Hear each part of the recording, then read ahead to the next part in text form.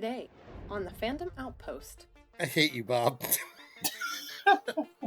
You got cover your face. We don't want to see your face. I know, you're like, I'm not gonna make it. Is it gonna run out? Oh, I'm about to drop a bomb. His head pops out, which scares the shit out of me Missing even an eye, till yeah. today. Every time I get out, they pull me back in. What's Unfortunately, going I on? can't see his. Damn, this kid's good. They write movies about that shit. Welcome to the Fandom Outpost, your podcast for all things pop culture.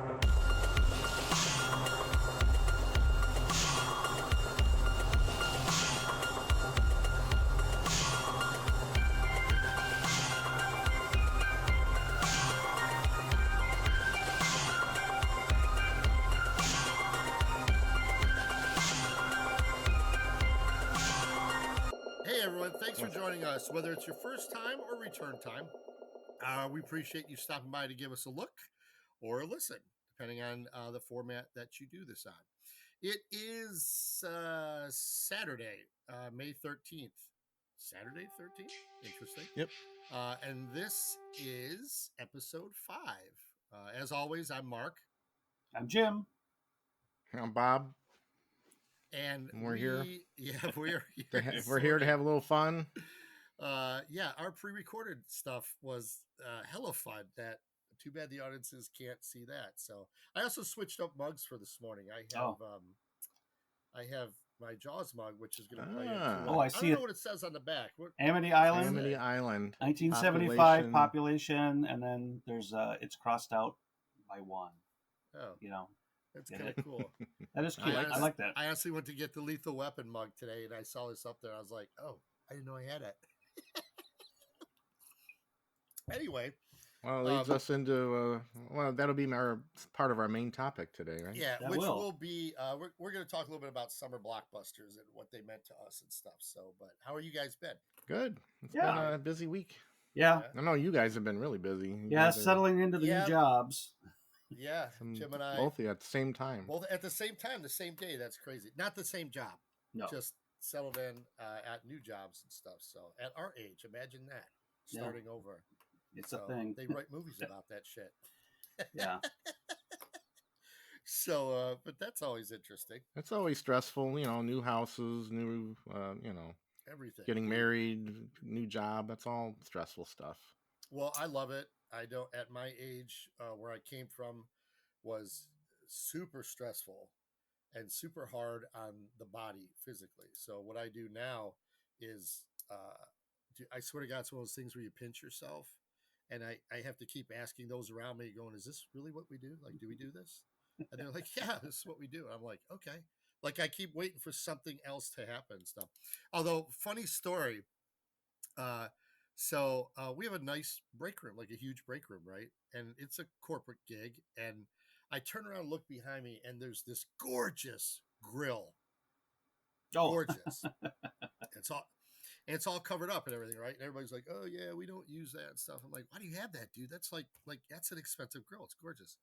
So I'm sitting there at the desk, and when I do this, I can look down and see the boss's office way down the end.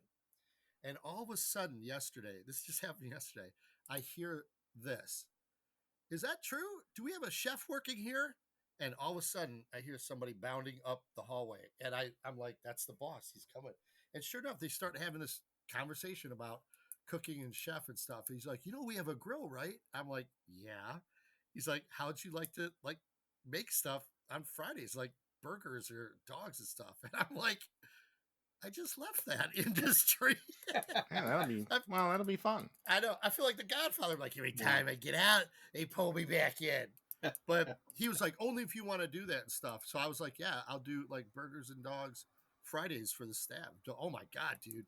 It like wildfire. It spread through the building. Oh, that'd be awesome. Because I'd love that at my place. Yeah, no doubt.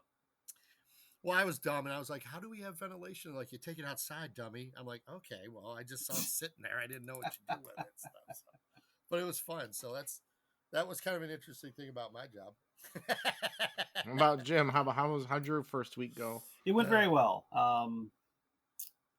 It's complete change of pace from the previous job I had, and a lot of room for moving up and advancing. The old job I had was my pandemic-induced job, and it was very physical, which is great because I lost a bunch of weight when I started working there because I came from a job where I sat all day to a job where I stood all day.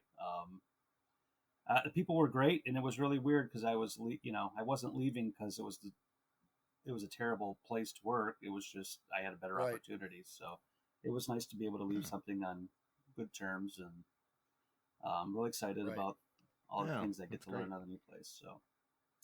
Hey, did you guys catch anything this week or the last couple of weeks? It's been I have on my wall here 13 days since we've last complained about Star Wars. So okay, no complaints. I'm not complaining about stuff. We're done with Star Wars. Oh, by the way, joking. If anybody caught episode 4, in my opinion, was great. We did a retrospective review, the 40th anniversary of Return of the Jedi. It was an in-person one, outstanding.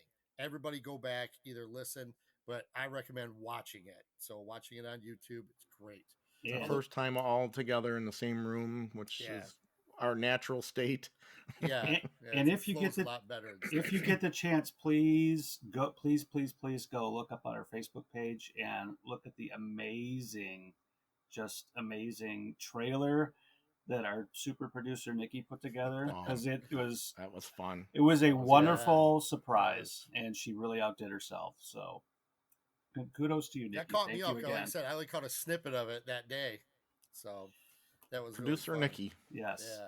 Got a review for us today. You're actually the only one who's seen anything. I like little weird horror movies, and I caught something on was it Tubi? It's like the free streaming service. There's a couple on there I wanted to check out. They're kind of lesser known, and I kind of read about Lake Mungo. I don't know if you ever heard of that. Mm-mm.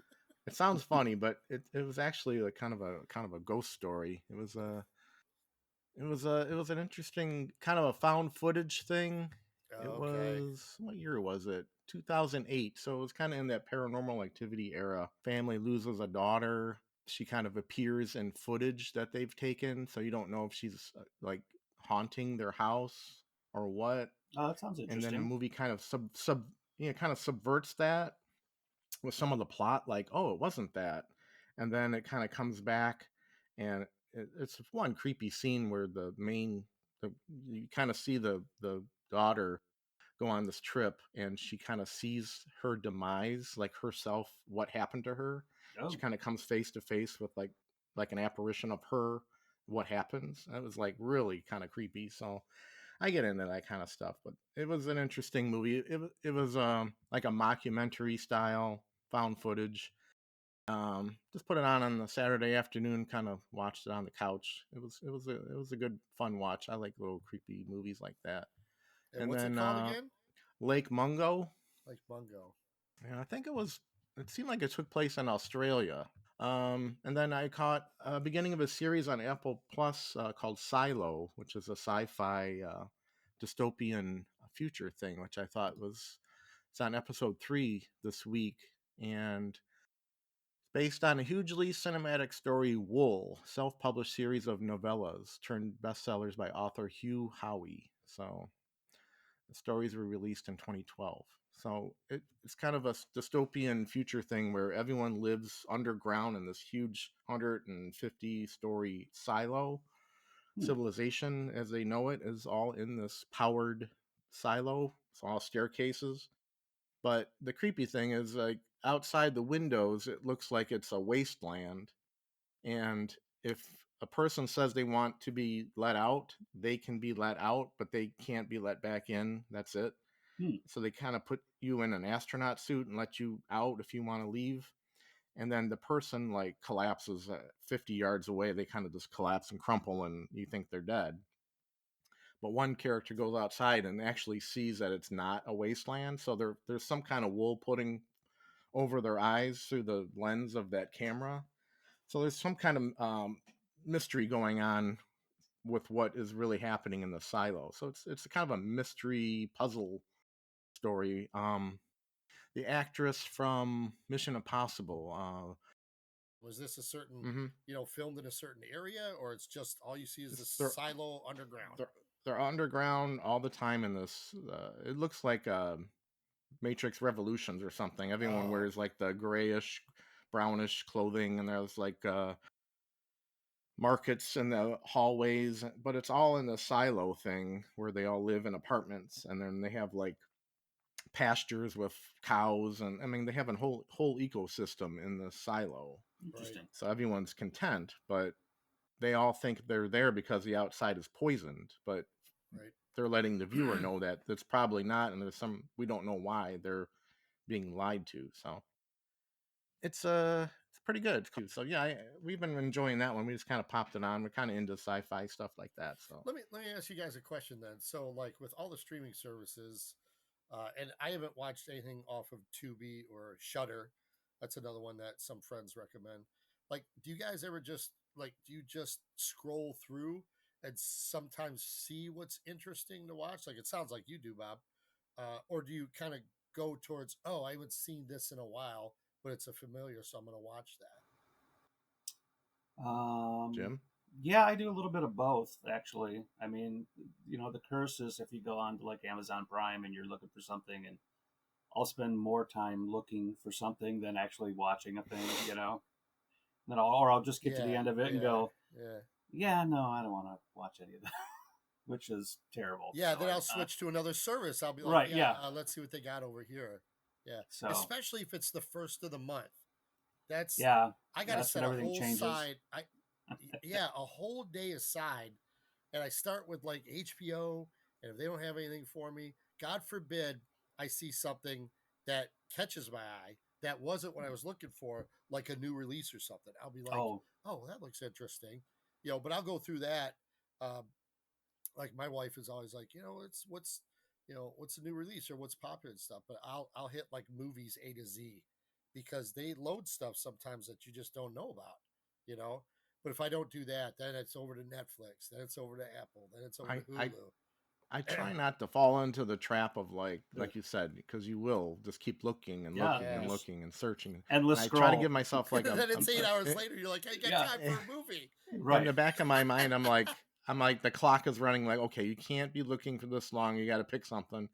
And I think like Tubi got me because there was some other movie I caught on there that I started watching. It was free, and it has some ads like every 20 minutes or something. Right. There's a set of ads, but if it's not on any other streaming and you don't feel it, it's like almost like going to the rental place, or we used to do. You just I'll try this out. I'm sorry. And what would that place be, Bob? Explain that to those. A rental place. Not the box, but that actual physical building that you could rent things from. Yeah, the Blockbuster. I was gonna say, didn't they have a name back in the day? Blockbuster. What was that Family place Video. What was that place that we lurked at? What was that one called? Universal Sight and Sight and Sound yeah. Video. It's got a little family owned place. Yeah, that held out for a while. I have to admit, for a family owned joint, Family Video stuck around until the last the end, like right before pandemic. Yeah, to the end. Yeah. Yeah, I still see the buildings around here. But it's a unique architecture. Like you can't video. Yeah. And nobody who's come in there has even decided to like repaint it. Like at least paint it so green. Else. Yeah, green and orange. They're like, we'll just leave the whole thing the way it looks, and we'll just call it something else. So that kills me. Like Dollar General by me, I have this store called Dollar General. A lot of those moved in and took over the family video. Right. And if you don't have streaming service, Jim, what were you just talking about? I guess that would be the only way to watch something new. Redbox. Is it called Redbox? Yeah, they're still around. Oh my God, it shows you how out of touch we are. Is that a physical thing, or is that a physical? I think Blu-ray or whatever. Yeah, like you got it. Like they're in Kroger's, like my local Kroger. Yeah, up the street, you could go in there and look at all the Kroger. Basically, it's the new releases, and it's just a disc. You get a disc and a sleeve to go home and watch it. Do you remember, like when Netflix? So for like movie files, it's not.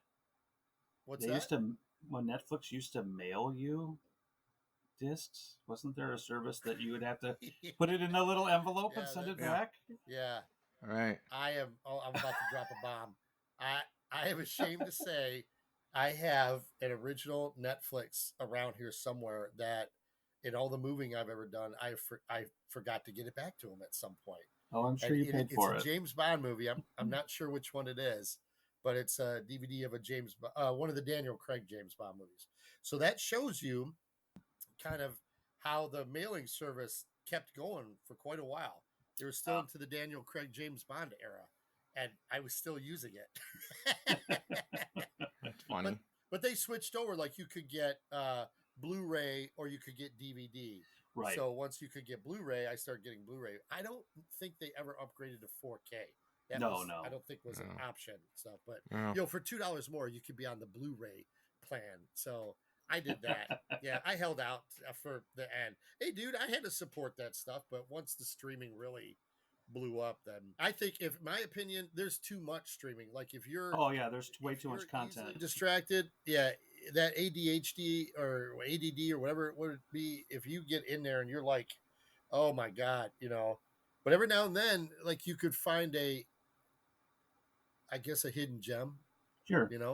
Yeah, where you like to take a chance on something, right? Yeah, or you didn't see that for a long time, and I told you guys that YouTube, they have a YouTube movies with ads or something. So something. Yeah, you can subscribe. Yeah, that's right. That's before I got my 4K version. That's where I watched that. Children Shouldn't Play with Dead Things.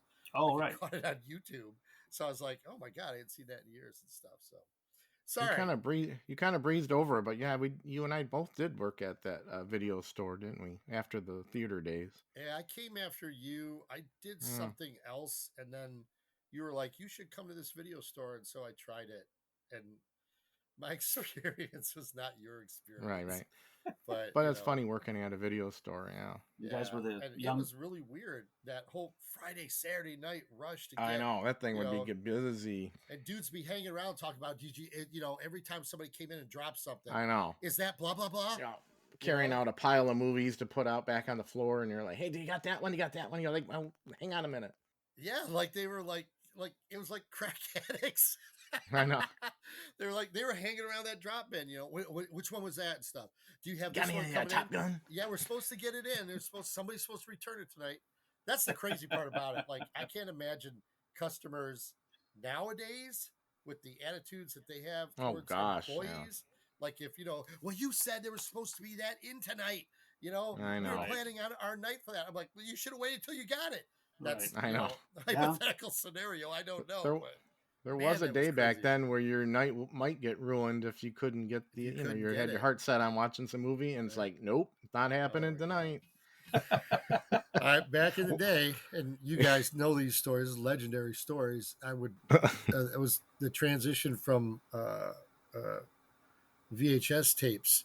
Because that's where Blockbuster Video and those guys started with VHS tapes, and I didn't care what I rented, because I recorded that stuff right to those VHS tapes. So I would have 3 movies on a tape. On the EP. That when I didn't rent, the latest Blockbuster, I had a library of 1,000 movies recorded for VHS. You and everybody else did that, so. Yeah, it's nothing normal, but my categories, I guess, would be the best, because like I would put all 3 Rambo movies on one. So if somebody wanted to watch Rambo, I just give them that tape and stuff. So really, back then movies were like an hour and a half, under 2 hours, so you could get 6 hours, 3 movies. Nowadays, you'd be like, a movie over. Yeah, if it wouldn't even approach 2 hours, you'd be like, oh my god. I know. You're like, I'm not gonna make it. Is it gonna run out? Or you start recording, you put it on the SP because you think you have it on the EP. Yeah, it's like, it looks better, but it's only got 2 hours. But I only got 2 hours on there. That one's got to be that. I couldn't do that. I'd have to re-record it and stuff. So, but a friend of ours, he had that state of the art video cassette recorder, dual deck and silver, and looked like a brand new car and shit for like $900 or $1,200 or something back in the day. Anyway. So, Jim, what did you see? Oh, I Bob, checked out. Any more? I want to get on to Jim's. No, you're done, Bob. No, do you have any more? Actually, I just wanted to. I did pick up one. Oh my God, he does. I got one I picked up. Can you see it? No, I can't. You got cover your face. We don't want to see your face. Get in the camera. Yeah. What is that? I'm getting a lot of glare. That's interesting. Is that Fade to Black? Fade to Black. Wow. Oh, I nice. finally found one. Is that new artwork and stuff? Yeah, it's a new one. I think it's a reversible cover. Yeah, that's cool. I like that. Yeah, Man. I like the cover a lot. Yeah, nice. Yeah, But yeah, Fade to Black. Seriously, got that 1950s noir type of poster on there. That looks great. Yeah, I've been wanting to get this for a while, and I saw it finally at a decent price. Vinegar Syndrome put it out, so it's one of those oddball releases. Dennis Christopher, 80? It's the 80s, 83, 82. God, it's got to be early 80s, right? 81. I don't have it. I don't have it in front of me. I don't either. Yeah, it's got to be like 82, something like that, right? But yeah, I remember watching that. Speaking of videos, I mean, I think I rented that as a video back in the day. I haven't seen it since. Cool. So yeah, I've seen some trailers on it, and I'm like, I want to see that one. It's just kind of a hard one to find out in the wild. And for those out there, what's it about? It's kind of a Travis Bickle lonely character, right? Who is really into movies and takes it into an obsession that becomes violent, right? Right. That sounds like a perfect. Kind of fixates on that was perfect. On yeah. That's the guy. He does the white makeup. Makes himself up as different characters. Right. Yeah. Yeah. Isn't that it? That's what we're talking about, right? Mm-hmm. He's like three different characters, like a mobster, like James Cagney, a vampire, Lugosi, and then like a cowboy western Cassidy. or something. Yeah. That's awesome. I don't know. That might be a fun watch. And that's a 4K release you got? No, it's a Blu-ray. But I'm sure it's been restored and all because Vinegar Syndrome does a great job on their releases. Definitely check them out. Or did you find that in the wild? I found it on Amazon. So, okay. But that's cool. Yeah. There was only like one or two left or something. I'm like, I better do it now. And are you familiar with the name of that company and what it means? Vinegar Syndrome? It took me a while, but listening to another YouTube video of someone else who interviewed somebody from there, I go ahead, Jim. Oh, isn't it the state that a film gets in when it decomposes? Isn't that called vinegar syndrome? Yeah. So yeah, interesting. I didn't know that. So when stuff is rotting in the can, the chemical turns into, like, they call it vinegar syndrome. So the more you know. The more you know. So now we know. Yeah. So now we know. All right, so that's all we got. And I did pick up a couple Blu-rays. I showed you guys Master and Commander, which was recommended by you, Mark. Oh my God! Please, I've never let seen us it. talk about that one day. One day, not today, because I haven't seen it. Yeah. Yeah. Oh my God, dude! You know what? That's in my list of that's in so many lists of mine, like movies that should have had a sequel made. Movies that need a 4K release. Like, it's on so many of my lists because it's a top 5 easy movie of mine. And it sucks because it's based on a series of 20 novels by Patrick O'Brien. And for one movie, they shout out Patrick O'Brien. He's passed away now, but his series of books are awesome because they're all about the Napoleonic Wars, and it's just with the 2 leads, and they crammed 2 books into one film. And Bob, you said it the other day. You remember people actually talking about it, saying, "Oh, how good it was," and stuff like that. A lot of older generation people really enjoyed the movie, but it did not get that hype at the theater that it should. That's all I'm going to say about it because I'll just keep going at it. We do not have the time to get into that one. But oh my God, do I? Yeah, I have a special DVD version of that comes with like 2 discs and a map of his journeys and stuff. Nice. And shout out to Paul Bettany, pre-Vision, pre-Marvel Universe. He plays the Doctor in there, which you're going to enjoy his performance a lot. And Russell Crowe's the main star, Captain Aubrey. But they're forget the story. It's those 2 characters. Jim, I want to hear your opinion. So we got to get you a copy so that you can watch. Yeah, I'll have to borrow it. Let you borrow it. Whatever. Yeah, I will. Because it's just about everybody comes back to the relationship between those 2 characters. Forget the whole story, which is good and gripping. Filmed on a real boat. That I think Wolfgang Peterson built for the movie and took everybody out. And of course they all hated it. But yeah, you get all the the realism. Does Crow play a fictional character or? Yeah, it's a fictional character, but it's mixed in. Like I said, you'll hear references to real characters because of the Napoleonic Wars that it takes place in and stuff. So, but oh my God, is it great? Oh well, I'm gonna have to watch that one. And then 5 crates out of 5 Oh, yeah, crates 5 for me on crates. that All one. right. Yeah, I Nice. cannot say enough about that movie. And then the last one's Heartbreak Ridge with Clint Eastwood, which I remember was back in the day when we worked at the movie theater. We saw Oh my that God, there. Gunny Highway! Don't get me started on Yeah. Gunny Highway. There's another one up Mark's alley. Oh my God, I love that one too because that's that weird time of Clint Eastwood doesn't know what he wants to be. Right. You know, like he's getting older for Dirty Harry. You know, Yeah. and his westerns are not. You know, he's not at the Unbreakable. Unforgiven. Unforgiven stage yet. So it's like, what else should I do? But he's just this weird cigar chomping, Yeah. you know, Yeah.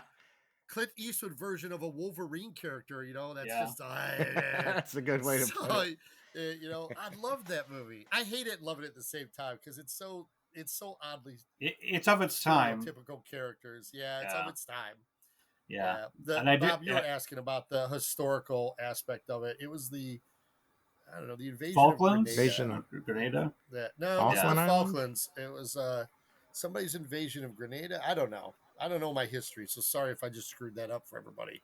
Yeah, But I just that's I all know is remember that's the- older people. Grenada says on the back. Yeah. yeah. I that's the remember big older thing people for it. coming out of that at the theater when we worked there, and they were upset because of the language.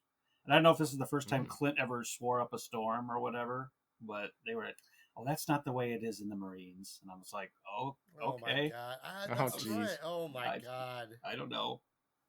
So Yeah, That's I good. don't know. It's got It's a a fun- young. it's got a Van It's a fun Peebles in movie. it. Yeah, yeah.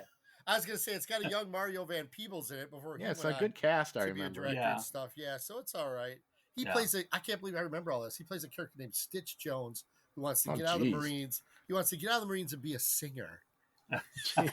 That's what he wants to do. How do you remember this? I don't know, dude. That's what I said. It's one of those weird Clint ones that burned its memory into me. I guess it's just Yeah. that weird type of stuff. I don't know. Yeah. Clint I remember like he- you said, it's a weird time. I remember he loses his earring, Stitch Jones.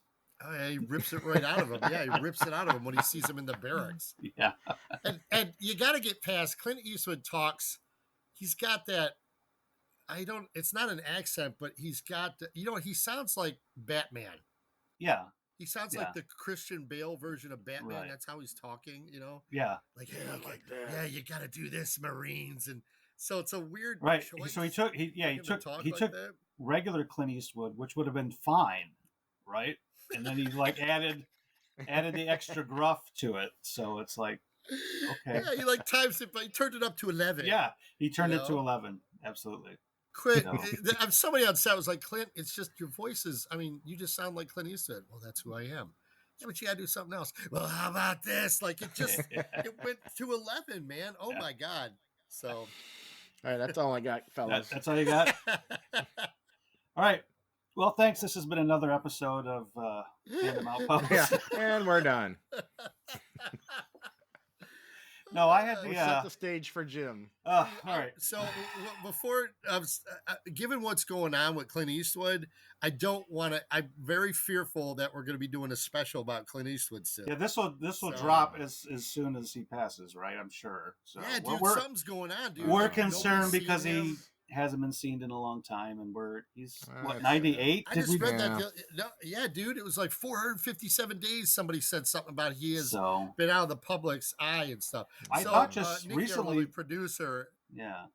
she says maybe he's doing a super secret project. I'm like, no, not today's day and age. Somebody would be taking pictures. Didn't of they that. Like, recently you say can he see was going to something. do another movie? Didn't they say that like 6 months ago? Something like that? I heard he retired because the studios, he's just not making them money anymore, Oh, which okay. is weird because he's making kind of semi-personal quality projects, right. The Mule and Right. Stuff like that, which is what he wants to make. But like the dude's 112. I mean, Yeah. what do you expect him So, to do? Now that's I mean, in my heart of hearts, I want him to do Dirty Harry again. Sure. But what was my mom saying? So he's 98, I think. Is he going to be like at chasing people around in a nursing home in a wheelchair, like shooting at them? In the wheelchairs, right? Yeah. Oh my God. He can't even be a mentor. Like, you can't even. Right. You know what I mean? Right. Like, you can't even be like, "Hey, Harry, retired cop, come out." Like, no, dude, you're 98. Like, yeah, you would have been off the force for a long time. Yeah, he made fun of that way back in the day, when people were like, "Do another Dirty Harry." He's like, first of all, Dirty Harry would have retired like 20 years ago and stuff. So, right. But I respect him for that, because that's a cash cow. Yeah, he could have just cashed checks all day long. So good for him for not doing that.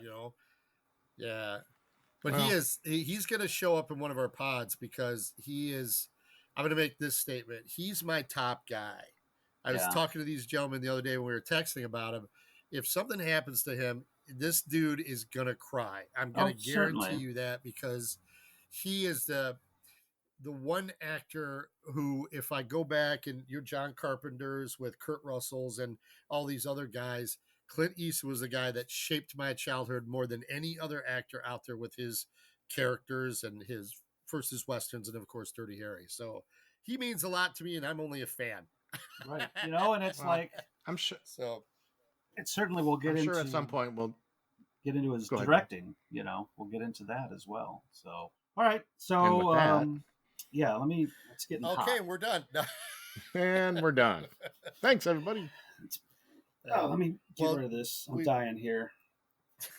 All right. We have a segment, and we haven't decided on the title yet, but one of our segments would be, oh my God. What happened? Look what he's wearing. I can't see. Oh my God. Jim's camera's not working on mine. It's working on mine, because I can see it. So for you guys out there, and did I not tell you those came in? They came in yesterday. No, you didn't tell us. So I can't see. Jim did a reveal on camera that there's merchandise that says the Fandom Outpost. He's got a nice black T-shirt on that says the Fandom Outpost podcast. So my reaction was genuine there, folks. That was an awesome reveal. RuPaul, eat your heart out, because that was awesome. So, and Bob's just like, what's unfortunately, going on? I can't see. His darn video's out on my end. I can't see. What's really? There I am, Mo.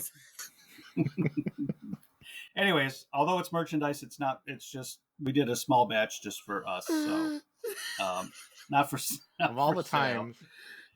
That's all right. The frickin' video to go out. I am, Mo. Okay. Well. All right. Well, I'll see it eventually. You will. Pop on. Not today. You won't. Jeez, oh Pete. So I ended up seeing Guardians of the Galaxy. Volume 3, right? Volume 3. So I had a kick chance. off to the summer Blockbusters season. Right? Had a chance to sneak out and see that. It was enjoyable, just like all the Guardians movies. We spoke a little earlier when we were talking amongst ourselves, so they kind of have this nice place where they kind of work on their own, aside from Marvel, outside of the Marvel universe. So even though the characters are linked within that, but I think everybody who goes to see it will be very pleased with it. Everybody's like, well, who are they going to kill? And that was the big, because everybody said they were kind of, certainly Batista said he was done and Gunn was moving on, and it's a very loyal cast to their director and vice versa. So.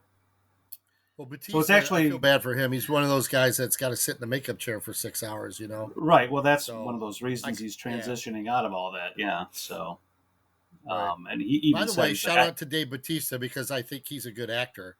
Absolutely. And Drax is a very, I don't know what kind of role you call that. I mean, like, he perfected that, but I think outside of that, he's actually a really good actor, and I enjoy everything he's in, by the way. Right. And it's funny because they did a real good job on their trailer, making you think like everybody was gonna bite it. So as you're watching the movie, you'll see a scene that you remember from the trailer, and you go, oh, that played differently. Oh, that's different than I thought it was gonna go. So no, very well done. It's enjoyable. it's a good kickoff for the summer. Wanted to get out to see Sisu, and I haven't yet, but I haven't either. I think the wife and I are going to go. We're going to check out Guardians. She wanted to know if we wanted to watch it this weekend, so it's probably going to be the one that we'll check out. I've heard. I mean, I listened to some reviews and things, and I've heard it's not as light as the first two. That it's a lot more dark. There's a lot of it's. Somebody called it the Passion of the Raccoon. It's very much. It's the origin of going on of Rocket Raccoon. So and there's a lot of he has not a pleasant story origin. So why do they call it the Passion of Raccoon? What does that mean? Jim, you want to elaborate more? Just he goes through. I mean, what is that? Because he goes through a lot of okay, all right. Torture. I'm sorry, I'm stupid. Is that a play on Scorsese? Yeah, that would be a Passion of the Christ kind of thing. Okay, the suffering of the curious. Yeah, that's okay. He suffered, I guess, but yeah, I heard it's not really for from little. The trailer. Holy cow! Yeah, I mean, from what I heard, it's not really for like little kids. They could be traumatized. No, it'll be okay. Animal stuff. They handle it. Yeah. Well, I think they're not showing you him being tortured, but the villain, the High Evolutionary, is a great villain. The guy did a fantastic job. Really? Yeah, I was really. He's kind of a very nuanced villain. I was like, oh, I enjoyed him as a villain more than I enjoyed Kang. So, just putting that out there. Blasphemy. So, I love my Jonathan Majors. So fun stuff. Adam Warlock is in it, so he finally makes an appearance, and I'm not a big one way or the other on Adam Warlock, so and I'm sure his creation and his character is different from it was in the comics. So I don't, people who are fans of it might take exception with that, but yeah, it's enjoyable. Up well? Yeah, it's wrapped up well. If this was the last Guardians, I'm good with that. Yeah, they stick it. I heard the center. I heard there was an awesome like a shootout scene that's like filmed like exquisitely near the end or something. It seems to be the big talking point. Nothing's. I mean, I do remember a shootout scene. I'm trying to think if it really stood out to me. And is anything special than any other shootout scene? So, yeah, okay. Yeah, it just seemed like it was. People were like, "Oh my god, it was such an awesome." The way it was, how they shot it. Oh, all right. Did you see it by yourself? Solo, yeah. Daughter was doing something, and I had a couple hours to kill. So seems how I see most things these days. This is where this is going. So, were there people in the theater? Yeah.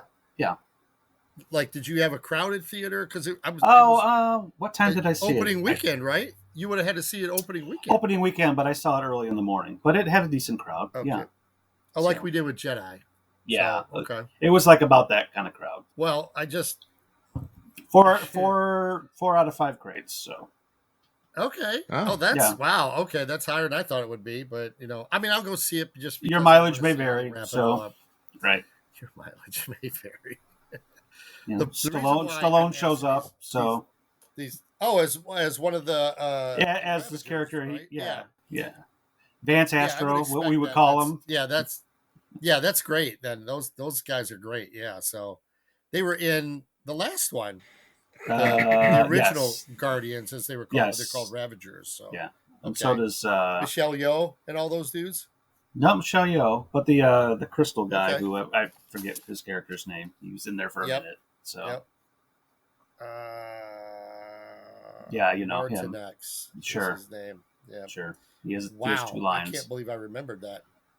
I always remember Charlie 27 and Charlie 27 played by and Yondu. And who was that played by? Is it Ving Rhames playing him? Ving Rhames, yeah, it was played by Ving Rhames. Yep. So that's all. Those are always fun, but I think the Guardians of the Galaxy are their own property. Like you said, they're kind of apart from the main Marvel storyline. They don't have to fit in if they don't want to.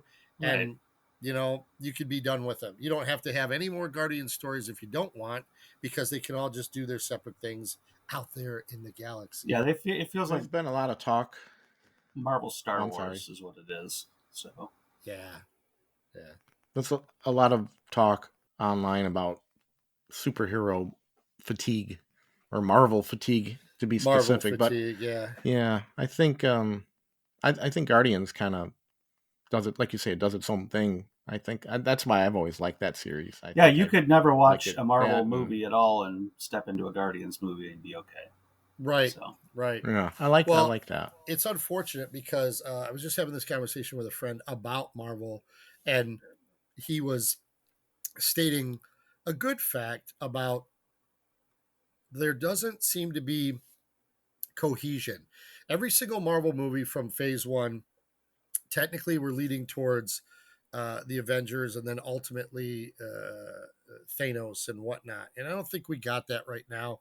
I don't think we got that in I don't know what phase they're in, but I remember when 5, isn't it? Is it? I don't know. Each of the movies used to tease the next project. You know, it used to do that on purpose, which kept you interested or vested in what was coming up. And that, to me, is part of the success of early Marvel. And I think somewhere along the lines, they've lost that. They don't do that anymore. Each of the directors kind of do their own thing. Maybe they tease their next project, or they just give you a fun snippet of something, or a nice cameo, or anything like that. So that's why I think people are like, well, we're kind of done with everything. But what we're not. Go ahead. This was James Gunn, right? That did this one? Yeah, he finished this one. He's leaving. He finished it up and wrapped it up long before he got to the position with DC, which is where he's at now. So it's interesting because you wonder where Marvel will go after he's left. Yeah, I mean, he doesn't head Marvel; he just controlled the humor, and he had the James Gunn touch on the Guardians of the Galaxy. Which, by the way, I mean, it already Guardians of the Galaxy and what's his DC counterpart? What do they call it? Suicide Squad. You know, it's the same type of humor. You know, and then that parlayed into the Peacemaker series for HBO and stuff like that. So, but those are topics for another time. The reason why I asked Jim if there was anybody in his theater is because Bob has brought up a wonderful topic of summer blockbusters. So, Guardians of the Galaxy is supposed to be officially starting the summer season, but I'm going to give a quick opinion and then we can dive into this. My opinion is that there is no summer season for film anymore. Controversial statement. I just do not feel that it's there. I think I can't remember if it was pre-pandemic or if it's just somewhere along the lines with streaming services or whatever it was. But you do not get the type of season that we are actually going to be talking about. So hopefully we'll be able to clarify and you'll have an understanding.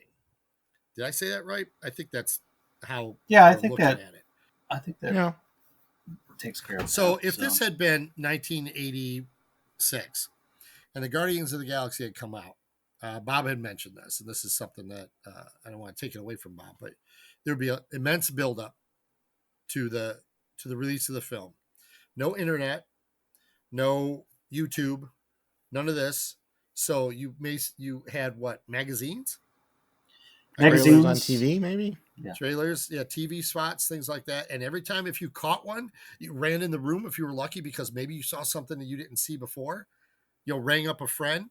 You didn't cell phone dial them, but you had to be like, hey man, I just saw this and and stuff like that. In our Return of the Jedi episode, we talked about 2 magazines that were out there that were popular at the time, which would have been Starlog and Fangoria. And Fangoria for horror movies, right? And for a while there was Famous Monsters used to do that. Famous Monsters, and then there was something else that I remember too. Oh, was it Cinefantastique? Cinefantastique, yeah. So that was a good one, but that was behind the scenes of movie making. The point I'm trying to make, fans and listeners, is that Jim's showing at 10 o'clock in the morning still would have been packed because everybody would have got out there from the first show to the last show on Sunday night. That's what would have happened, guaranteed. It's also a fact that there's like 12 showings of that movie during that day back then, and in the 70s, 80s, 90s, whatever. There weren't these multiplex type theaters where you would only have maybe 3 or 4 showings of it. So it was kind of a event, event viewing. Oh, very correct. Yeah, Also, multiplexes are a big also thing. trailers were a huge thing that you, when you saw a trailer in front of them. I love to get to a movie early to see trailers. That's probably because of the past experiences I've had with trailers. I love trailers. I love seeing kind of the first time you see something on screen. But that was kind of a big deal too. Be like, oh my god, when's that coming out? And you be your first exposure to that movie. Sometimes your only exposure, like Sometimes if you didn't get a TV spot, I mean, you'd have to be watching. I mean, think about that for a second. You wouldn't know. You couldn't look up the internet of when the TV spots are showing. You'd have to be watching some program and catch a TV spot. You know what I mean? Like that's just what you would. Back in the day, they used to advertise films not only on television commercials but radio spots. They used to advertise movies on the radio, and the newspapers used to have big. You would go to the movie section, and there are these. Open up the movie section, and there's just these little posters of what the movie poster looks like and all the showtimes that were listed in all the places that it used to play. And we don't. That's all everything you can look up on your phone now, so you don't have that anymore. But I think, like Bob had mentioned, that multiplexes, that the amount of screens something is on. I'm sure Guardians was on when I went. It had to be on at least 3 to 4 screens. The showing I went to was in 3D, and I go see it in 3D because nobody else likes to go see it in 3D. But it was trailers, for stuff. Trailers for stuff on there. There was a trailer for The Little Mermaid on there in 3D. It looked fantastic. It looked really good. All the underwater stuff was good. But yeah, there's not only multiplexes. There's the quantity of multiplexes around. Anytime a new theater is built, it is a multiplex. Unlike when we were talking about Return of the Jedi, that theater was one giant screen that we went to. Right, right. And that's why there was a line that went around the block. Yeah, yeah. Unlike our 40th anniversary viewing, and I can't remember that theater we saw it at, but holy cow, was that a multiplex, Yeah, the Imagine, yeah. Yeah, the Imagine, like 20 theaters in that thing. You get lost inside there. It's crazy. And depending on the movie you see, some of those screens are, like a home theater. Or like theater 6 at the Quo. Right. Up. It used to be the restaurant. Right. Like 30 by 20 or whatever feet. Yes. Now they are. Yeah, that's crazy to me though. But so as far as the summer blockbuster, I mean, many claim Jaws pretty much kicked off that style of movie, right? Because of the give it up for Jaws. Yes. God, looking into that movie, I mean, that's another one we need to get into sometime in the summer, especially in the summer. Directorial influences on us growing up. Oh, Steven Spielberg coming absolutely. Soon. Yes. That's. I mean, everything hit with that movie. So, and I think go ahead, Mark. Unless you're living under a rock, I mean, honestly, everybody knows the story of Jaws. Everybody knows what it is. I haven't met a person that probably hasn't seen it. I mean, they're just not in my circle, whether that be on television or something else. And everybody knows the ins and outs of why that movie worked and why it didn't. As it would contrast to the following year of saying Star Wars. You know what I mean? But the lines around the corner that you were talking about, so around the block. That's why it was a blockbuster. Jaws to me is it's a weird one because of the technical difficulties that film had that forced it into the blockbuster range.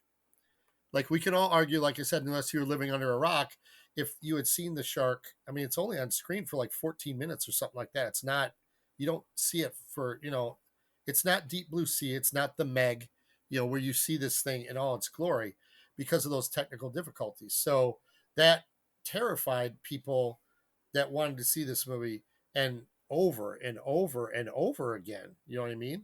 So, and unfortunately I was way too young, being born in 68.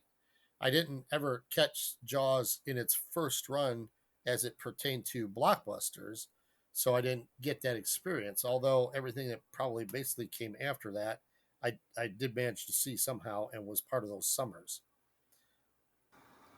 Yeah, it was one of those things, and we'll have a certainly time set aside for a Jaws cast. Jaws specific.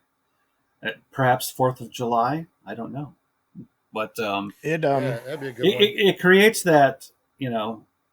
I think studios go, oh, summertime. People are on vacation with lots of downtime, looking for something to do. Maybe want to go sit in a air conditioned movie theater, and it kind of helps create that.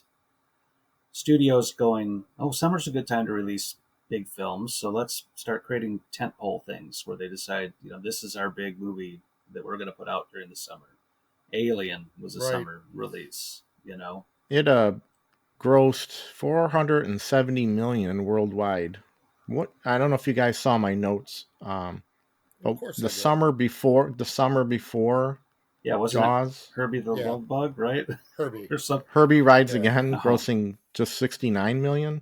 So it went nuts into the stratosphere the next year, where as far as revenue. And I don't know what inflation is, 470 million in today's standards. You know what I mean? I think Gone with the Wind is still the all-time money making with inflation. It still holds Right. the top spot, I think. I'm just saying But 400 I million know, more than the previous years, a yeah, ton. and that's as Jim I think just said. I don't want to just reiterate what my hosts are saying, but man, if you're a studio head, you got to look at that and be like, what just happened? You know, right? Right. what can and I How don't do we have do it again? Yeah, but what came out against Jaws? Who cares? I'm doesn't like, matter, right? what was the second biggest movie that year? Who cares? Like Yeah. nobody cares. It was the summer of Jaws, you know. Oh yeah. So I and Jaws again. That's I think is not the type of film we are really want to talk about. Like it's the one that started it all. It's defined as the first blockbuster. I get it, but when you get into the '80s, which is what I really want to focus on, that's those are the event movies. They don't just come out and in May, they come out and they stay through August, and they're still making money. And people are going to see them 2 and 3 times because they told a friend and that one hadn't seen it with. And you already saw it with this other buddy. So now the three of you go see it again and you still love it as much as that time. And the crowd, come on, man. I want to ask you guys this question. I'm pretty sure I know the answer. What is the last time you went to a movie theater that anybody cheered or stood up or, just it gave you that, oh my God moment in a film that probably wasn't a summer blockbuster of days gone by? I got one in my head, but I want to hear what you guys say.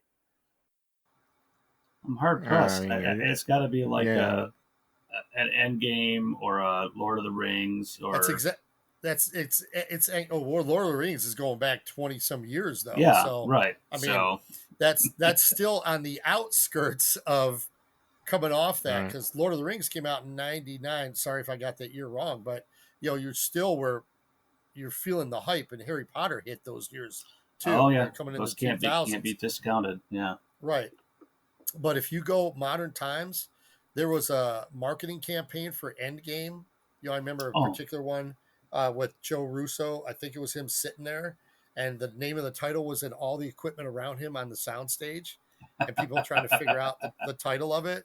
So at least these guys they come from that kind of old school type. Let's hype this thing up. We already know it's going to be the biggest movie ever, but let's hype it up. But that was you wanted to go with that crowd. I saw it at a midnight show, and we should talk about right. those. I saw it at a midnight show. I took the whole family, and the theater around us exploded.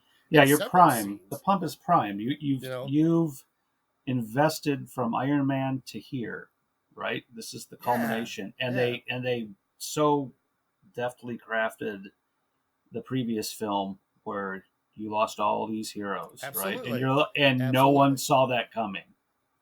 Right. You know, but you can get to an end game, and the trailers for that can show you all kinds of stuff that if this was back in the day, they wouldn't show you half that.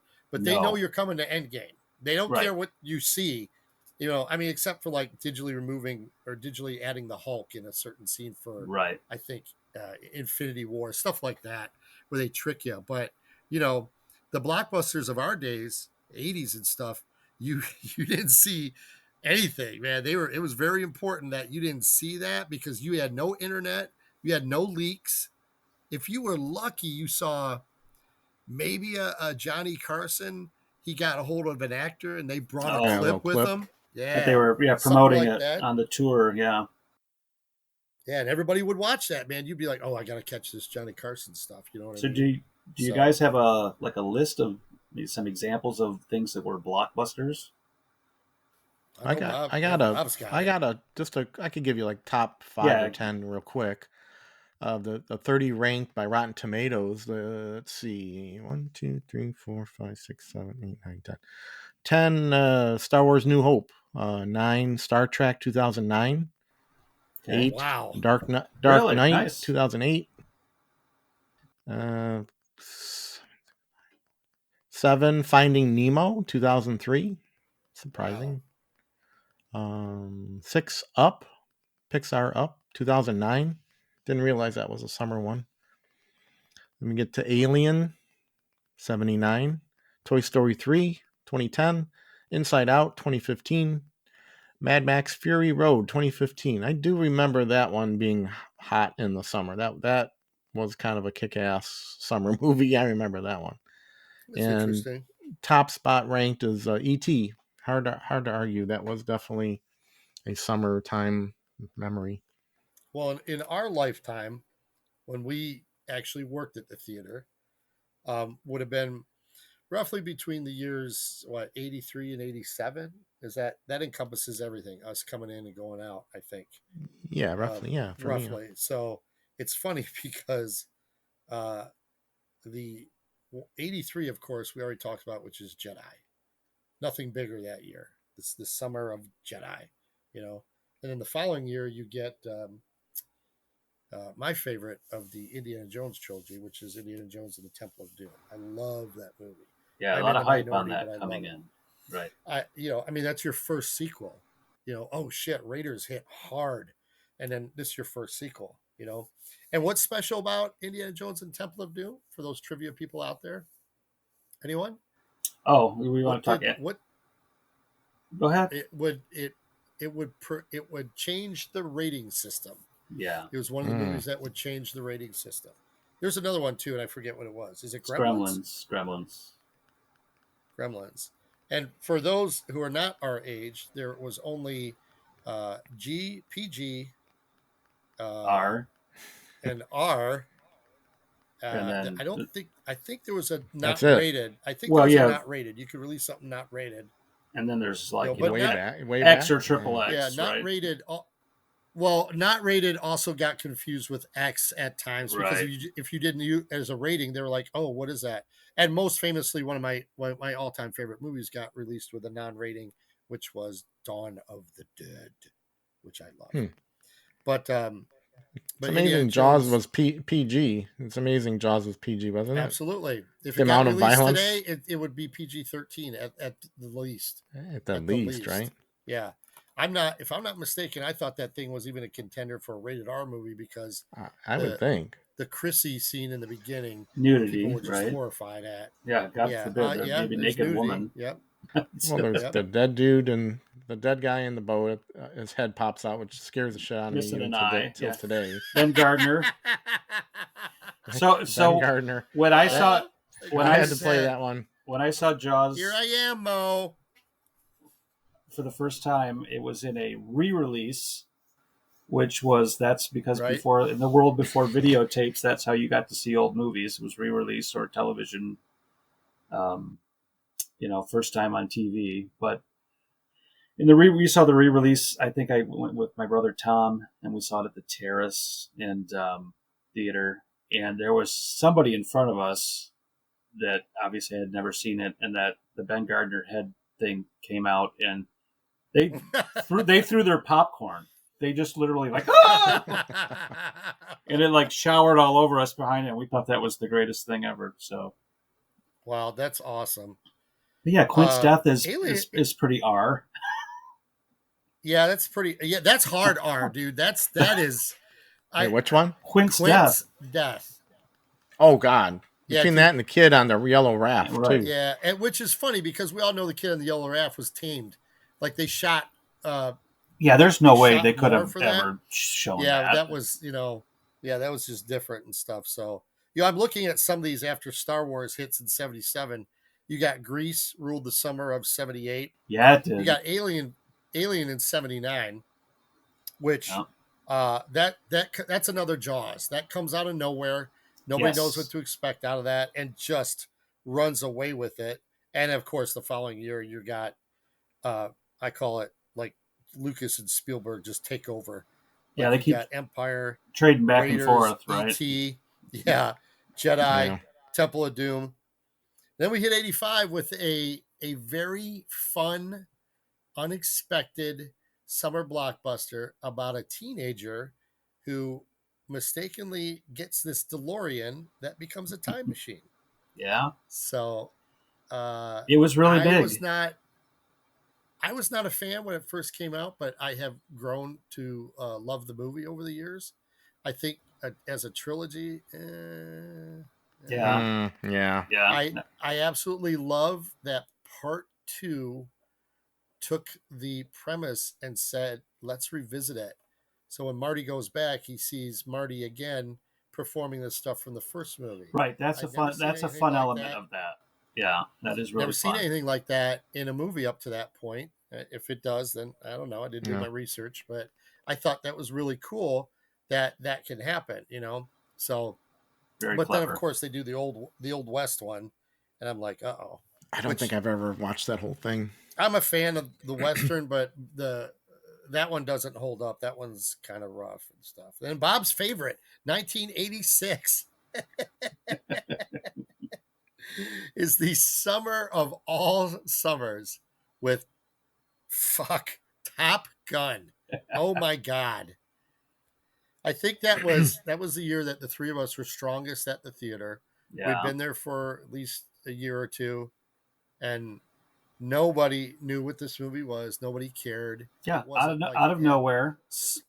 Yeah, so much hype. Like, oh, Tom Cruise got a new movie coming out. What's it about? Oh, fighter pilots? Oh, that sounds like fun. And then this thing hits. It wasn't anything really done like that where they had the cameras on planes that well choreographed and shot and all that. It was very unique at that time, Yep. Yeah, it's very stylistically. By Tony Scott, right? Tony Scott, Ridley Scott's brother. By the way, trivia as well. Tony Scott wins the summer blockbuster with his follow-up to Beverly Hills Cop. From Beverly Hills Cop wins the summer of 1987. That was huge. But weirdly enough, 1984 doesn't win the summer of Beverly Hills Cop. Instead, it goes to Indiana Jones and the Temple of Doom. 84 also had Ghostbusters. That's what I'm saying, dude. Those were just huge movies. Well, we did our very first podcast of our 80s. Is 84 the best year for movies? For us working the theater in 1984, oh my God. There was no rest for the wicked, as my mom used to say, God rest her. It was just one after another, after another. And when you're a teenager, you're kind of like, oh, that's cool. But like, people are probably like, well, how hard could it have been as a theater usher? Hey, it was work, for a teenager. It was work. You just wanted to earn free money and get out of there and do something else. But, it was work. And then when you're thinking you're about to go into week 4 of a movie and it's going to slow down, no, dude, something else hit like crazy. Yeah, it dropped. Yeah. They just keep dropping them in, It didn't feel like Top Gun was ever going to go away when that was there. So. Oh my God. It never did. It probably stayed through. I don't have its run in front of me, but I'm sure it stayed well past the summer. Well past its worn out period. One of the really fun things, and I wish it was probably changed or painted over or different by the time that theater closed. But of all the things I could have probably taken out of the Quo Vadis, and I do have a statue of one of the soldiers that our friend Lisa, I think, procured for me. I would have taken the door to the usher's room. So we had this. Yeah. We had this really like, I don't know. It was a wooden sketchy locker area that we could put all our stuff in. But the door from the usher's room, when we first got there, it just had graffiti on it from other ushers. But in our time there, all it contained were movie quotes. People would just write movie quotes all over it, and it would be such a cool time capsule of what happened in that building to have. My summer memory of Top Gun, because that's when that door really started to explode. Yeah, that's when it started to explode. Anytime something was cool or a car race down the street, Bob would always say, "Damn, this kid's good." Every single time, dude, it didn't matter. That was the quote of the summer. When something cool happened, Bob would always be like, "Damn, this kid's good." And I don't know who says that in the movie. I forget, but I know it's a quote. Isn't it not Jester? What's Tom Skerritt's? I think it's Skerritt says it. Damn, this kid's good. Because he's trying to just your voice is great. He's trying to draw him under the flight deck or whatever, isn't he? Yeah, something like that. But it's just this throwaway line where he's looking back. He's like, "Damn, this kid's good." And those things happen when you watch the film so much. 3 times, 4 times a day. God. You start picking out little things like that. So, which is fun. I'm surprised that I have the love for movies that I have, because to me, I would have thought that I would have blocked out the years like 84 through 88 just because there's too much quotes. Like, I never thought I'd have a family and sit here and be able to get through a movie without like them looking over and I'm just going, you're just talking along to the movie because you can do that. You know what I mean? Yeah. Top Gun, unfortunately, is one of those movies because we called it the summer of Top Gun. I mean, I know this is one of the, you guys can't see up here, but like my wife enjoys my longer hair, and getting older, I just keep it long. But it is one of the few times I ever cut my hair. And everybody had to get those. Oh, every usher had a military cut. We had to get that. Was that the time you were allowed to wear fatigues, or was that during Rambo? That was during Rambo. We got to do that during the summer of Rambo. Rambo First Blood Part 2. That was which is I remember that too. 85. That's the next year. I was there for that one. I think. I wish I had those pictures of us taking. By the way, folks, it was just a different time back then. So as ushers, we dressed up as stuff, and it wasn't like it was Halloween. It was because we were promoting the movies, and it was cool. And we would have toy guns and stuff. None of these had the orange tips. I was thinking of that. I have a picture of you guys, of Jim in his aliens. His aliens outfit, which would be summer of '86. We'll have to post this on our Facebook. I think that was was Halloween. We dressed up. That might have been Halloween, but we still did that though. I mean, we they let us do that. We had Halloween fun. time, and they'd be like, "Oh, why don't you guys do it?" But you'd never get away with that today. You'd never get away with that today, dude. And that's what made it fun to be an usher back during the '80s, which is the greatest generation of movies. There, I said it. But I'm just like, you got to do crazy stuff like that, And heads up, everybody listening, like we made no money. There was no minimum wage. When I started no, it wasn't. Was it even called minimum wage? When I started, I made $2.85 an hour. That's what I did too. Of course, gas, but life was different and things were less expensive. But it was like $2.80. Gas was $1.39 it was a gallon. $2.85 an hour. All the movies you could want to see, and free pop and popcorn. And I can tell you that company lost when it came to me. So I'm sure I consumed my. Of course, you could never really go to a movie on a Friday or Saturday night because everyone would look like, "Why aren't you working?" Yeah. Well, so I'm about to tell some secrets.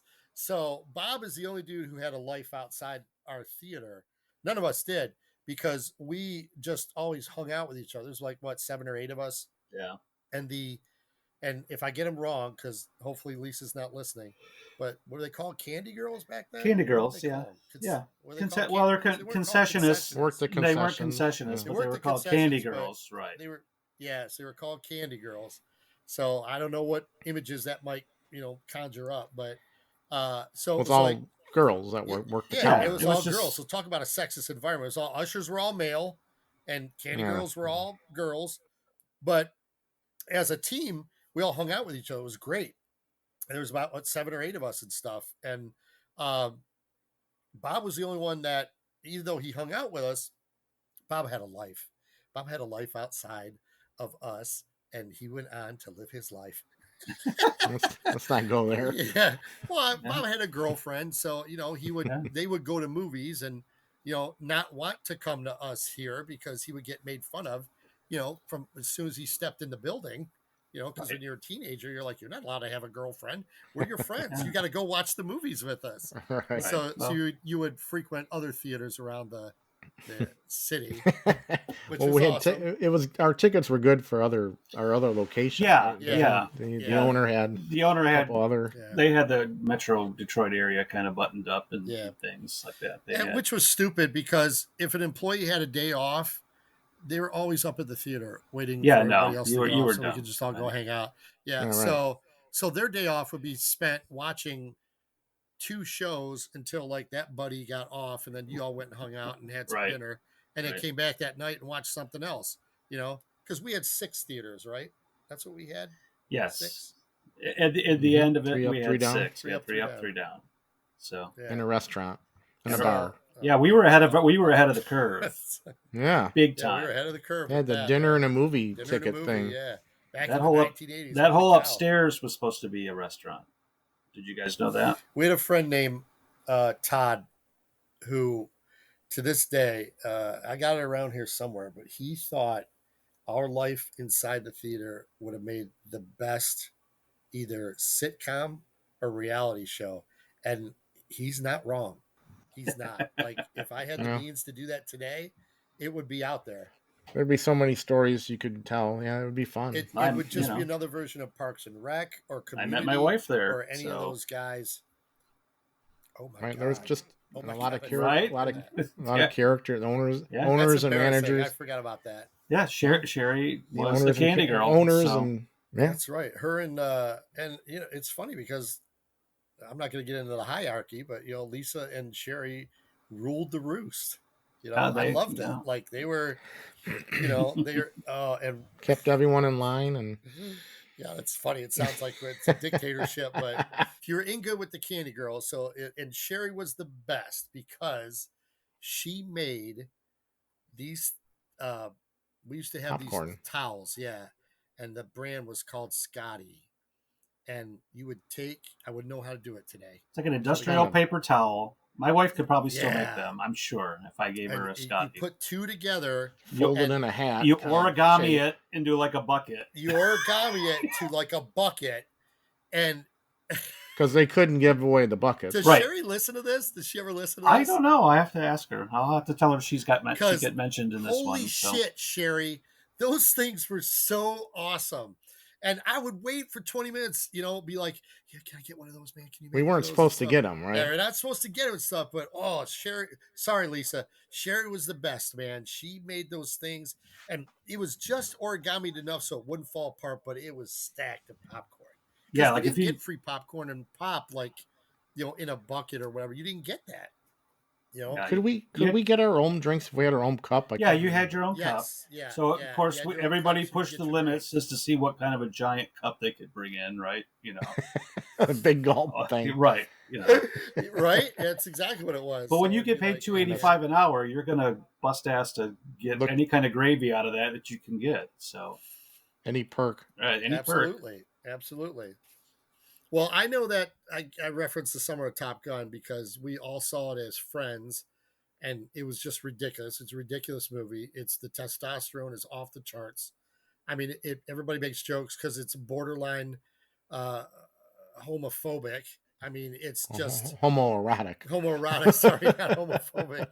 Yeah, borderline homoerotic. I mean, it's just crazy, and like can't tell you the phenomenon that was this thing, but I feel like I'm doing injustice to the other ones that were out because Ghostbusters was super popular. It was super fun. That had been there a while when I was there. But it's different kinds of summers. Yeah, it's different kinds of summers. Go ahead.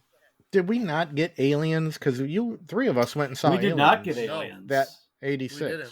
Isn't that weird? Yeah, it was at the Maikai.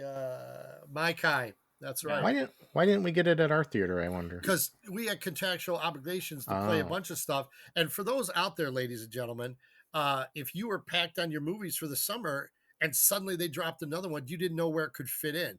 Now, Aliens came to us at the end of its run. We were able to get a late push for that, and it went upstairs. So I'm almost 90% positive. But for its Blockbuster run, yeah, dude, we had to go to Maikai to watch that crap. Yeah, that was a great experience. I still remember that. Three of us going. I had to go to the Maikai to watch Cobra. We didn't get it at I don't even think we got it Yeah. at ours. I had to go to Maikai and watch Cobra.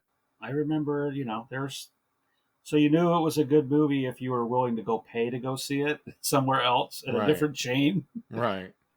Or you just didn't know any better. Cobra. Well, so I remember seeing The Fly at like General Cinemas in Wonderland or something like that, and I was like, it's gonna better be a good movie, Or I saw RoboCop or Big Trouble in Little China at other theaters because they didn't. Schaefer's didn't book it in their chain, so there's some that they didn't book. You know what they did book? They booked, and they had it tied up for their theater chain. So they owned a couple drive-ins, and they owned a couple regular, the State Wayne and the La Parisienne and the Dearborn. Right. They tied up. They had all the rights when E.T. dropped. They were the only chain showing E.T. They may have retired on that movie. I gotta imagine. Yeah. E.T. was off the charts. I can't even talk about that because I ended up seeing it 3 times because either family or it was just like, oh, let's go see that new ET. And I'm like, oh my God, I can't watch it again. Thank God when the Thing finally dropped in 1982, it was a different horror movie or something to go watch, I'm like, oh my God. But it was a different take on the Alien, right? Because before that it was Close Encounters and right. You didn't know what was happening there. And alien all of a sudden you got this versus friendly, a horrific alien. Kid friendly. Like family friendly alien. Yeah. Couldn't go wrong. Right. By the way, sorry, John Carpenter, because that movie killed yours, unfortunately. Well, once they had a hit, nobody wanted to see. It's from the same studio. Yeah, once Universal had the hit with E.T., all Universal, all forces and Universal were all just promoting bets were off for everything, and they just kind of like, oh, we got another movie that's got an alien in it, but we're working on this one now. We're pushing this one. So, well, sorry, no, I got a couple real quick that I was just thinking of that kind of remind me of summer when I think of them, and it was 93 Jurassic Park. That was a big summer one. I remember. Huge summer movie. Yeah. Huge. And even to later in my movie going experiences would probably be Dark Knight Rises. I remember that being pumped up for being a summer movie. Yeah, I mean, and it did well, and it was really good, and it goes down as probably one of the better superhero movies of all times. But it didn't rule the summer the way Jurassic Park still ruled the summer. That thing was playing deep into the summer. You know what I mean? Yeah. So that one had legs versus the Dark Knight was, you got to go see this because that dude playing the Joker, et cetera, et cetera. But yeah, I misspoke. Dark Knight Rises was 2012. Dark Knight was 2008. Right. So yeah, Dark Knight was the one that was kind of the initial. Yeah, I get that. Full new take on superhero movie kind of thing. Well, what was the summer of '89, fellas? That's another one that we all kind of saw, right? Was that Batman? That was Batman. Yeah, the summer of '89 is Batman, and talk about an event. It seemed like Batman was no time on today's podcast to talk. It was about like a year. It felt like Batman needs an enema. There's so many quotes on that one too. Oh my God! It's time to eat an enema. A lot of Nicholson. I'm not a fan of Jack the way a lot of people are. I mean, I think he's a great actor, but I'm just his choice in movies is not something that I ran down. But the fact that they had to put a trailer without sound or music into production to quell the riots that were forming at the time about Michael Keaton. Yeah, people were freaking out. And and we got the trailer upstairs in the one theater that was off the concession area down the hallway. Yeah. That's where that trailer played. And I remember watching it too, going, well, okay, that looks kind of cool, But that was one of the most revealing trailers of the time because you saw the Joker in makeup in the actual trailer. Yeah, the best shot of him. Whereas like that in the chair laughing, whatever he's doing. In The Dark Knight Rises, in I think that first teaser trailer or whatever, you didn't even get a shot of Heath Ledger. Not Dark Knight Rises, The Dark Knight. Dark Knight. Dark Knight. I don't think you got Heath Ledger. I mean, you got that shot of him in the road as the truck's coming down where he's looking at you and stuff, and maybe the clapping. I don't know. But not like you did with Jack Nicholson where you had to get that out there. You know what I mean? But that's the problem. To even say nothing's an event anymore. We don't have the summer event movies. We have movies that do good business because that's what the business is, but they're not summer event movies where like you just talk about it and you're hyped and you can't wait to see this. You know what I mean? Right. Like I know I talked about it with you guys. Like I was hyped to see John Wick, the latest one. I was like, I can't wait to see that. But that's, that's not a summer movie. That came for its 3 weeks, did its money and then left. And I'm sure it'll do better than the other three, but that's it. So it's like this summer we got, I saw a list here of the 2023 summer so-called summer blockbusters. Mm-hmm. Barbie, July 21. Elemental, which I'm not familiar with, June 16. Disney. The Flash, June 16. Indiana Jones and the Dial of Destiny, June 30th. And Oppenheimer, which is I'm really looking forward to that, July 21. So take it for what it's worth. There's some of your blockbusters for this summer. Yeah, and not one of them do I consider a blockbuster because there's no. Three are untried. Right. Like Oppenheimer seems to be the best looking one that intrigues me the most, but Indiana Jones has got to be the one that I want to see the most. You know what I mean? Sure. I got to see that because it's the end of the ride. It's going to be his greatest adventure ever. I cannot wait. So. Oh boy. God, I hope this thing is good. Super nervous. You know what? The thing that it's good. The thing that may make it really interesting is that it has a different director. So maybe we're going to see that character in a film format that is more current, more not dated. Bob is squirming in his seat. Oh, I'm nervous. I'm nervous about just Harrison Ford. Just this is my baby, and I'm going to keep it, and I'm going to, it's like, oh, all right. You know what? Harrison Ford, what is he pushing? 84 now? Yeah, he's been around forever. I just don't want that character to be the washed up, like feeble, like oh my god, what do you gotta tell me what to do? Right, what do I do? Well, the film starts when he's retiring, right? So it's like, it's just like at least they're addressing. Come on, I'll show you what to do, Indy. I'll show you. Yeah. So I'm going to tell a quick story. Okay, this is what I'm hoping, and we'll revisit it when the movie comes out. So Die Hard, Live Free or Die Hard. Mm-hmm. Okay, that's the fourth one after they buttoned up the trilogy. Okay, but that's a character that can you imagine anybody else but Bruce Willis playing John McClane ever? You can't, right? So the guy who did oh my God, I'm going to get it wrong. I bet the guy who did the Underworld movies. Yeah. Okay. I forget his name. I'm pretty sure that's him. He had such a love for the character that he was like, oh, I'm a director. I'm going to write this and I'm going to do a fourth one. People pick it apart all the time, but you could tell that this guy had a love for the character. Right. You know what I mean? Like I'm going to do this. And then they make the movie the way they make it. Then the studio gets a hold of it and they release it as the first Die Hard that's not rated R. Go figure. You know what I mean? So there's all this extracurricular interference that can affect stuff.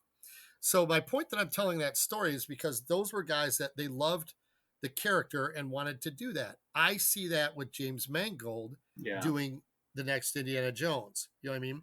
I Right. trust this guy that he's going to do it. He's going to do it well, and he's going to do it right. The only thing we're not going to get that love for Short Round that I wish we would. You know, like I just know that's not going to be in there. And if the Oscars were last year or before they finished like principal photography, if we had a you know, Key would have been invited back, and why he's not invited back, I'll never know. I just don't. That's a mystery. Understand why they can't see that. It's like, hello, it's right there. I mean, it's like, well, that's like us fans. It's like your people, your fans grew up on this character, right? Yeah, well, it's like the 3-part plot of Return of the Jedi trying to rescue Han Solo. You know, did not nobody from the outside go like, we could just simplify this. Let's just do this. Yes. You know, we don't need all this other crap. We got a 2-minute warning. I just want to give you guys a heads up. Oh goodness. Okay. Oh, we're there. Well, summer was good. Yeah, we didn't quite think we'd get all this much out of summer blockbusters. So. Hey, dude, I was ragging. I was arguing with these guys, and I'm like, I didn't think we'd have 20 minutes to fill about summer blockbusters. I love that I'm wrong, because there's a lot of them even out here too that I didn't even get to talk about because, Ghost, because like certain summers were certain movies. Terminator 2 Judgment Day, one of the biggest movies of all time. I'd already moved to Florida during then, but I saw that thing 3 times on the big screen because people were like, damn, look at this thing. That was an event. It was an event, and Arnold got that, I don't know what you call it, that switch. Now he's the hero. Yeah. Like, people love that. Man, they love that. That fight at the end with those guys, oh my God. And then the summer of, like you said, 93, Jurassic Park, huge. I remember that. Lorenzo came to visit me in Florida, and we saw that down there in Florida together. We hadn't seen it yet, and the place was packed. It was some summer afternoon, man. The place was packed, and we were like, "Damn!" And I'm not a big dinosaur fan as Jim is, but I loved it. Loved it for what it was. And then Independence Day. Anybody remember that? 4th of July? Yeah, that was a huge one. That's right, dude. I love that one when it came out. Yeah, dude. 817 million worldwide. I mean, that's a summer right there. You know what I mean? I'm not going to talk about The Lion King. Everybody talks about that. Even to this day, they talk about it. And then we're about to get into, once you start to hit late 90s, you get Star Wars back, but you got some oddball summer guys. Shrek, okay? Armageddon. Anybody remember that one? Yeah. I mean, that was popular for a hot moment. Yeah. Obviously, the sequel to Jurassic Park, Right. So, but these are all, and then you get your first real taste of superhero movies with Spider-Man in 2002. And that was a huge hit. But you got to look past those years. The animation studios just explode. Yeah, that's when they exploded. Yeah, right? Dude, they rule the roost after that. It's Star Wars, and it's Pirates, it's Harry Potter, Toy Story, all those kind of guys, So you name it, they start coming on. But I'm like, yeah, okay. Good stuff. I just think that the ones we were talking about, we missed The Omen, 1976, in between Star Wars and Jaws. Oh, that falls in that whole satanic panic era of films. I don't acknowledge that. By the way, that's a good trilogy. If anybody, I have in my notes it is for upcoming topics that we're going to talk about. Folks, I need to revisit all that. That's good stuff. Trilogy of movies. Like I think we're going to talk about trilogies of movies, and trilogies to us could be. Don't get me wrong. I understand it's a 9-movie saga of Star Wars, but break it down into prequel, trilogies and stuff. Sequel. So if I do trilogy of movies, even though I love Die Hard or Live Free or Die Hard, like I just said, it would pretty much be the first 3 Die Hards because that's where people feel that you wrap them up and stuff like that. Indiana Jones we just talked about. So, but that summer movies that's it for me. I can keep going on, but I better not. I better not. Well, do we want to? We got a couple plugs for some upcoming content that we're hoping to put together. Oh goodness! Oh my God, I forgot all about that.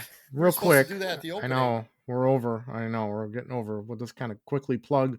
We had a couple ideas we wanted to put out there. We're gonna try to do a kind of a bracket challenge with a topic of female actors from the 80s and 90s. We're going to put together 32 is it 32? Yeah, 32 Yeah. of our favorite actors, actresses, and each of us will vote to move on that our favorite from that round to the next round Right. to eventually get to the final two, and it'll take 2 of our votes to claim a winner of the 80s and 90s. We had to figure out a way to, because there's so many actresses that are great, and there's going to be some that get left off, and we're going to figure out a way to incorporate some social media input, maybe to get some of our followers to help vote maybe the final actress in. I think you were going to post the bracket up before we Mhm. started, so everybody could see it, and they could always So comment on it. Yeah, before this drops, or around the time this pod drops, we'll have it Yeah. on our Facebook.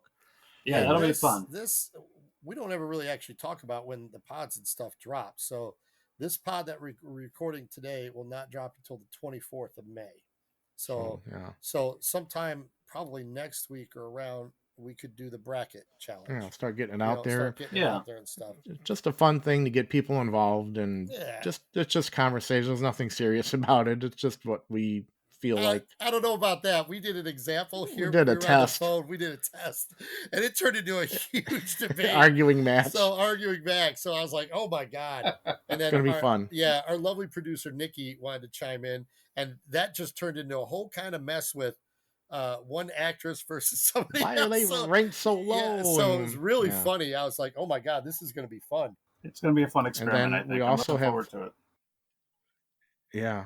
And then we also have planned, we're aligning a special guest to interview on live on the show, who is a film archivist historian that I grew up with in my hometown and went to high school with, and has went on to do some really cool things, and especially with Three Stooges material. We're hoping to get him lined up, and I got to get that all set up and confirmed, and it looks good so far. But we're all 3 of us have been talking, and we're itching to talk about Three Stooges and comedy from that era. Yeah, very excited. And it's going to be a rip roaring fun. I think you're a Stooges fan, so It's Robbie, gonna if be you're great. out there listening to us, that's going to be an episode for you. So Oh, it's yeah. Robbie who's the Stooges yeah, fan, right? He's a good So- fan. Yeah, we Yeah. hope to dive deep in with our anvils and frying pans yeah. Oh my god. and hammers. And I'm pretty sure that's going to be an in-person one, right? We're going to get him on with here. Yeah, us. be our Like, well, I fourth. mean, we'll be in person together. Did we talk about that, or maybe we still have to finalize that? We have to finalize thought- Yeah, that. I'm not sure. We were going to do that, and I thought we were going to invite him so that we would be together to discuss, and then he would be on our We'll have to see if we can easily get that technically done, but if not, we'll just add him on to another Yeah, video yeah. screen on our Yeah. Yeah. on our interface here, and then right. away we go. But that's going to be a lot of stories he has, and behind the scenes stuff, and things he's researched, and it'll be fun. He's a Yeah. great storyteller. I don't want to get it. I don't want to say his name just yet because I haven't confirmed everything, but Right. it's going to be Right. happening. I hope in one of our next couple pods in June. Right.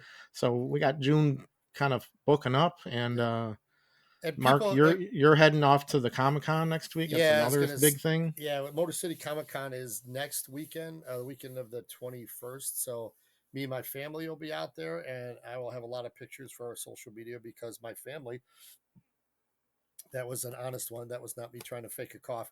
They love the cosplay. So my youngest daughter and her boyfriend they do some costumes. So I'll try to post some Yeah. pictures from previous ones. Last Just year to was get- good. Yeah, give you guys some idea and stuff. So Yeah, but put that on the please, if you Facebook guys are on our page. Yeah. social media, man. Yeah, I was gonna say, join in. Let us know all that stuff. Talk about the topics. Give us suggestions. Like we have our own. Don't get me wrong, but that's in our age group, and we do stuff. There might be stuff out there that other people, listening and comment on. They could come up with something. We're like, oh wow, I never thought about. Yeah, that. We've got some We'll be really glad good to ones look so into far. things. Yeah. Yeah.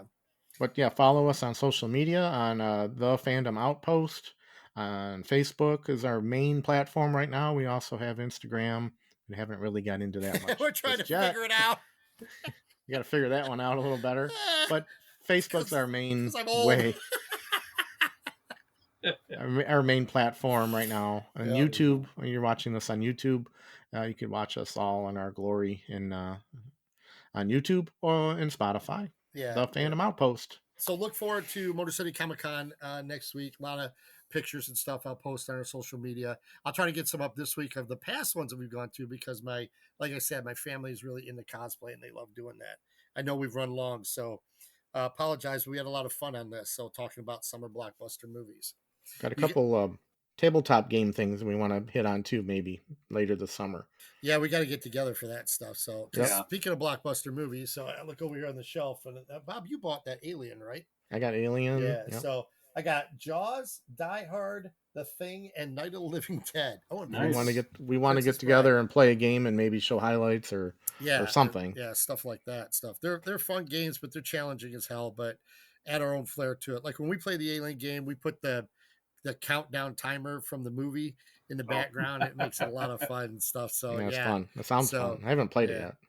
Yeah. Oh, sorry. Spoiler alert. It's based on the movie Alien. So, but that'll be good. So we got a lot of stuff that we're trying to do, and hopefully we can incorporate other people because it's not going to work if it's just the three of us playing. No, so we gotta have some other people playing. So, all right, we better wrap it up though. If Nikki doesn't call this episode "The Passion of the Raccoon," I'm going to be disappointed. Yeah. I didn't even get that at first. The Passion of the Raccoon. Oh my God! Wow. Okay, I got nothing else, but That's all, folks. Yeah, we ran long today. Holy cow! I tried to rein you guys in 15 minutes ago. You did. I admit. I apologize. You dude. did. So, all right. Anybody got anything? I think we're good. No, I'm done. We're good. All right. Well, we'll see you guys next time. Thanks for listening or stopping by and watching. Have a great day. Bye everyone. Bye.